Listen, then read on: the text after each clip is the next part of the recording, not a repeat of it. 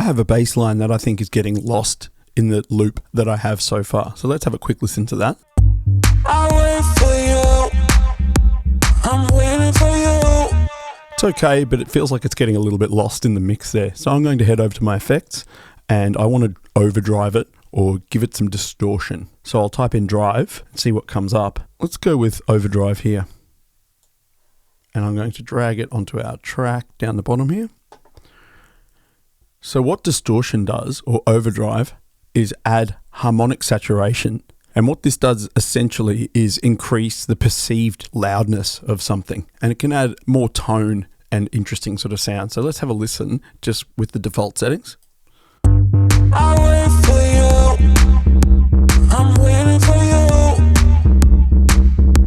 Instantly, that's cutting through the mix much better. We can hear it much more clearly. I'll try it without. I wait for you. I'm waiting for you. And it might be even a bit much, so I'm going to bring the tone down, which is going to make the sound a little bit darker, and we might bring that gain back a little bit. I wait for you.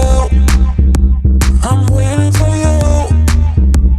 you. Much better.